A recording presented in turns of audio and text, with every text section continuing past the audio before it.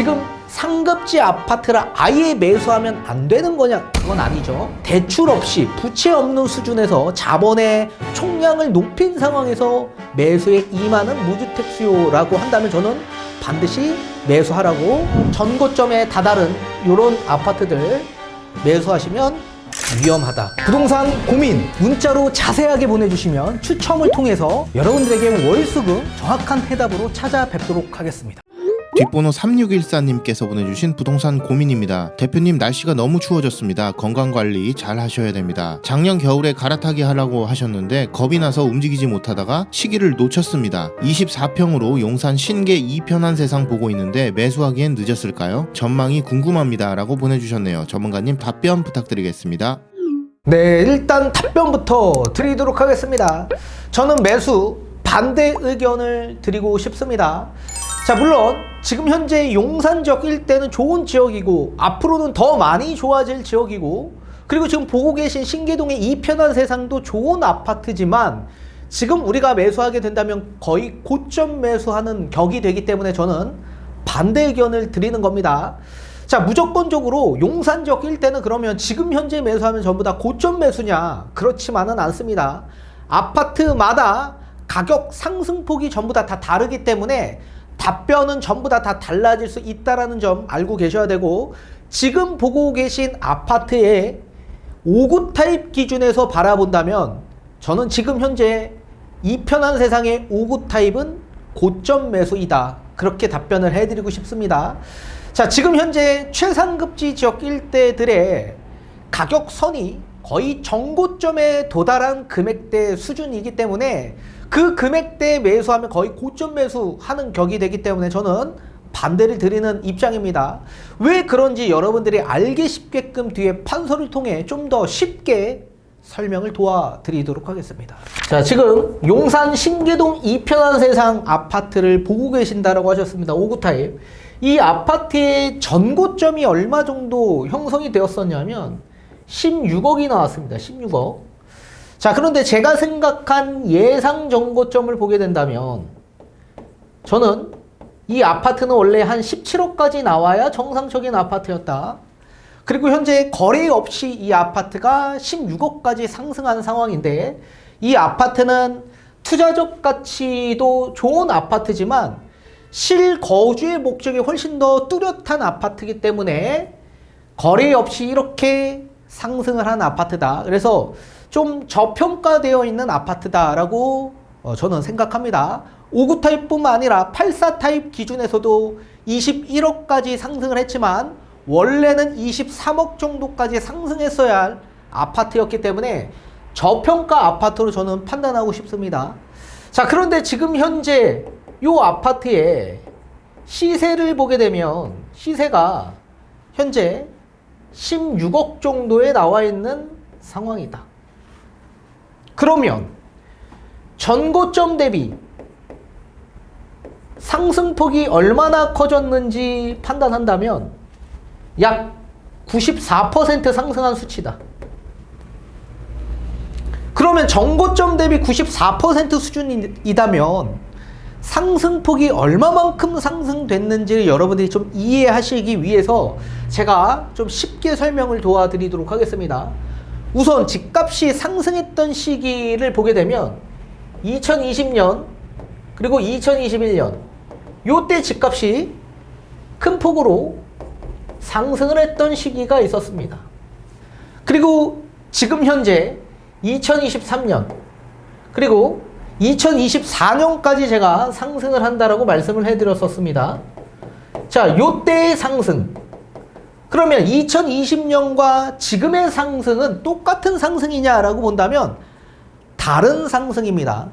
2020년, 2021년에 상승했던 시기에서는 상승 주기에 있어 상승한 시기였었고, 지금 2023년, 24년의 상승은 반대로 하락 주기에 나타나는 상승이다라고 보셔야만 합니다.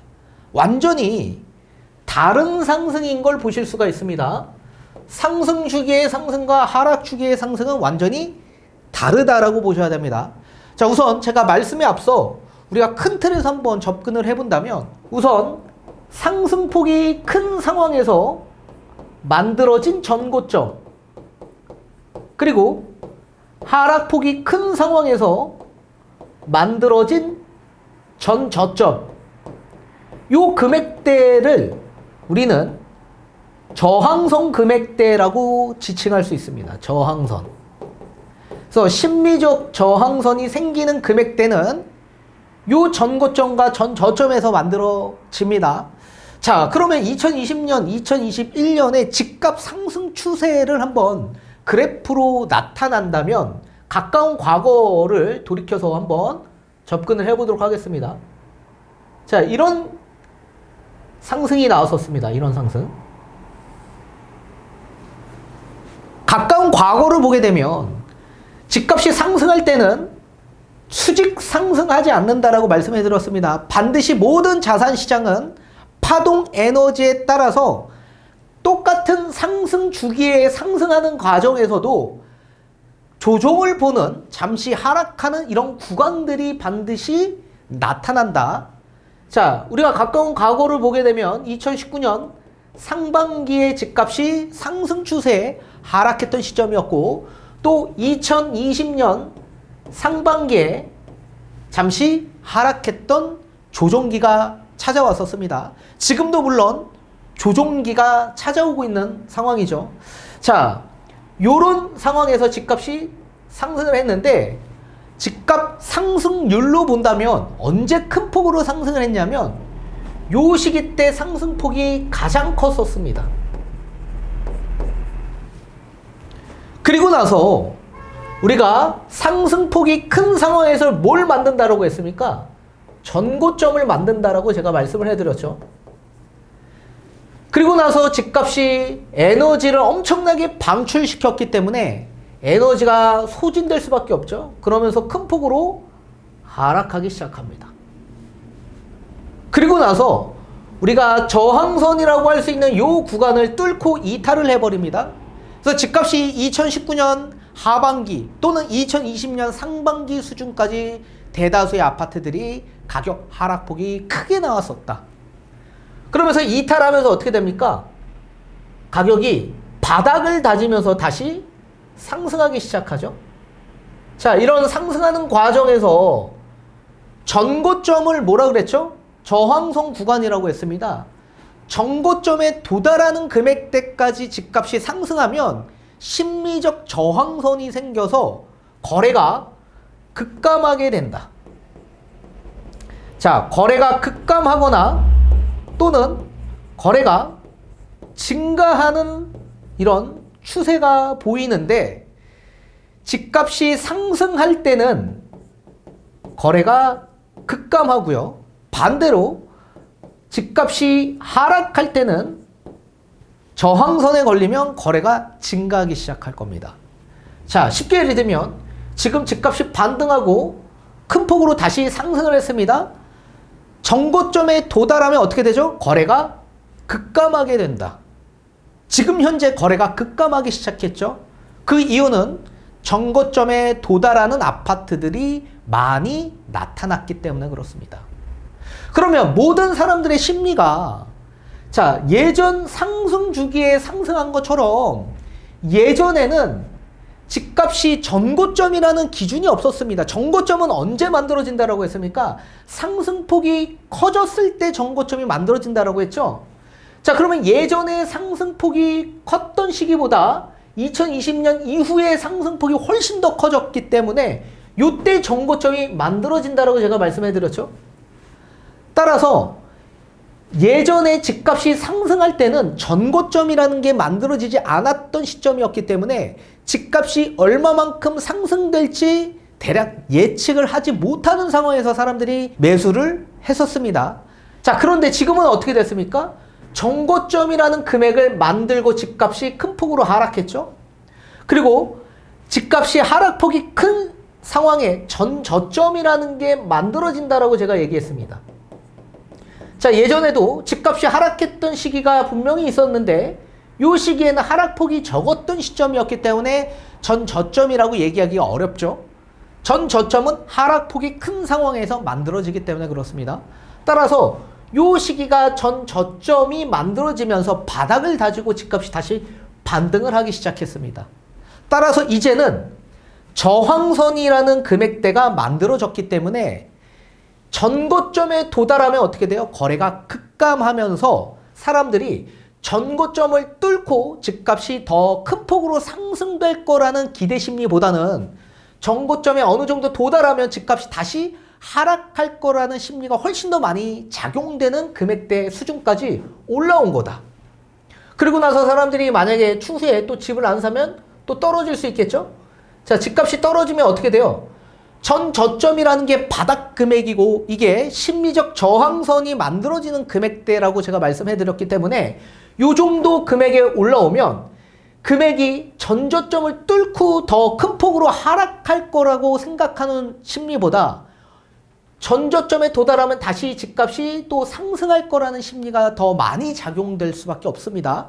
왜냐하면 예전에 하락한 것보다 큰 폭으로 거의 10년 주기로 본다면 가장 큰 폭으로 하락했기 때문에 큰 폭의 에너지 요 전저점을 만든 것보다 더 큰 폭으로 하락할 거라는 기대 심리보다 여기서 어느 정도 상승할 거라는 심리가 작용이 돼서 거래가 증가하기 시작할 겁니다. 그리고 어떻게 돼요? 또 어느 정도의 전고점이 반등을 하면서 상승폭을 또 키웠었죠. 그렇기 때문에 여기에 또 전고점이라는 게 또 만들어지기 시작할 겁니다. 그리고 어떻게 돼요? 또 전고점에 도달하는 금액대가 오면 거래가 급감하기 시작할 거죠. 그러면서 또 어느 정도의 가격이 올라오면 또다시 가격이 하락하는 이런 추세를 2024년 이후부터는 이렇게 추세의 방향이 일명 WDB라고 합니다. 쌍바닥을 찍으면서 집값이 하락할 가능성이 매우 클 거다. 그리고 추세를 봤을 때 어떻게 돼요? 추세가 상승 주기는 우상향하는 주기이기 때문에 추세의 방향이 상승이 있었다면 추후 앞으로에 올 수 있는 주기는 뭡니까? 집값이 우하향하는 이런 추세를 만들기 때문에 하락 주기에 잠시 오는 이런 상승 주기라고 보셔야만 합니다. 그렇다면 우리가 가장 이상적인 매수의 시점은 언제였습니까? 요 전 저점이었죠. 그래서 제가 2022년 10월부터 2023년 2월 달까지 1급지 갈아타기를 엄청나게 추천 많이 해드리지 않았습니까? 그때 샀다면 우리는 거의 전 저점에 샀을 가능성이 매우 높았는데 지금 시기를 많이 놓치신 거죠. 자, 따라서 지금 우리가 봤을 땐 거의 94%입니다. 그리고 실제 전고점을 보게 되면 실제 전고점은 얼마예요? 거의 100%죠. 100%. 그럼 거의 전 고점에 우리는 매수하게 되는 거죠. 그리고 앞으로의 추세, 향후 몇 년 뒤의 추세의 흐름을 보게 된다면 우하향하는 추세이기 때문에 우리는 거의 고점 아닌 고점에 매수할 가능성이 매우 크게 되는 겁니다. 자, 따라서 우리가 지금 상급지 아파트를 아예 매수하면 안 되는 거냐? 그건 아니죠. 또 어느 정도의 가격에 도달하면 우리가 또 매수에 임할 수 있는 그런 시기에 도달할 때 우리가 또 매수할 수도 있는 거고, 또 우리가 그렇다면 현금을 들고 있는 무주택자 입장에서는 그러면 아예 내 집 마련을 현금 들고 있다 요때 또 해야 되냐? 이때 되면 또 무주택은 절대 매수가 불가능하겠죠. 따라서 하급지역, 아직도 집값이 뭐 요 정도 수준에 머문, 집값이 많이 반등하지 않는 하급 지역에 있는 아파트라고 한다면 대출 없이 부채 없는 수준에서 자본의 총량을 높인 상황에서 매수에 임하는 무주택 수요라고 한다면 저는 반드시 매수하라고 말씀을 드리고 싶고, 또 우리 같은 1주택자 입장에서 갈아타기를 계획하는 입장이라고 한다면 지금 차라리 전고점에 도달한 아파트가 아닌 용산 지역 일대에서도 아직도 요 수준에 머문 아파트들이 많이 있습니다. 그런 아파트를 차라리 매수하는 게 훨씬 더 좋은 방향이 나올 수 있습니다. 그리고 또 우리가 그대로 이 아파트를 보유하면서, 우리가 거주하고 있는 아파트를 보유하면서 거기에 따라서 또 다른 투자 전략을 또 세울 수 있는 방안도 있습니다. 여러 가지 방안, 대책들이 많이 있기 때문에 그런 전략은 정확한 자산 현황에 따라서 제가 다시 한번 대면 상담 신청하시면 다시 전략을 세워드리도록 하겠습니다. 지금은 현황을 제대로 기재해 주시지 않으셨기 때문에 제가 큰 틀에서 설명을 도와드리는 거기 때문에 다시 한번 세부적인 상담은 받으셔야만 합니다. 따라서 여러 가지의 전략들이 나올 수 있게 되는 겁니다. 그래서 아직 하급 지역의 가격이 많이 반등되지 못한 아파트들은 지금 당연히 매수해도 좋은 방향이 나올 수 있고요. 또 거기에 따른 전략도 나올 수 있습니다. 그리고 지금 현재 거주하고 있는 아파트 안에서도 여러 가지의 전략도 나올 수 있습니다. 그리고 최상급지를 우리는 무조건 여기에 매수해야만 하는 거냐? 그렇지 않다. 지금 있는 아파트 안에서도 우리가 최상급지를 갈 수 있는 여러 가지 전략도 있고 또 하급 지역 아파트를 매수하는 데 있어서도 최상급지를 갈 수 있는 여러 가지 또 전략도 있습니다. 그래서 그런 것들은 다시 한번 상담을 받으셔야만 합니다. 따라서 우리가 큰 틀에서만 본다면 지금 어느 정도의 정고점에 올라온 아파트라고 한다면 이 정고점을 뚫고 최상급지에서는 신고가가 나올 수도 있지만 그 신고가가 나온다라고 한들 그 신고가에 누군가가 매수한다면 그 사람은 완전히 고점에 매수하고 물릴 가능성이 매우 큰 분이라고 할 수 있겠죠. 따라서 우리가 추세적 방향과 추세적 흐름을 명확하게 이해해야지만 우리가 언제 매수하고 언제 매도를 해야 될지에 대한 부분이 명확하게 답변이 나올 수 있게 되는 겁니다. 그리고 하급 지역의 매수에도 또 요 정도까지 올라간다면 우리가 단기 시세 차익을 보면서 투자로도 접근이 또 가능하거든요. 뭐 양도세 일부 우리가 납부한다라고 하더라도 우리가 전 저점에 가까운 금액대 수준의 매수를 하게 된다라고 한다면 일정 부분 시세 차익이 단기간 내에 날 수 있기 때문에 그런 단기 시세 차익을 보고 투자로 접근해도 분명히 좋은 방향이 나올 수가 있게 되는 겁니다. 따라서 이건 개개인마다 현황에 따라 포트폴리오에 따라 답변이 전부 다 다르기 때문에 다시 한번 세부 상담 받으셨으면 좋겠고 따라서 전고점에 다다른 이런 아파트들 매수하시면 위험하다 이렇게 답변을 해드리도록 하겠습니다.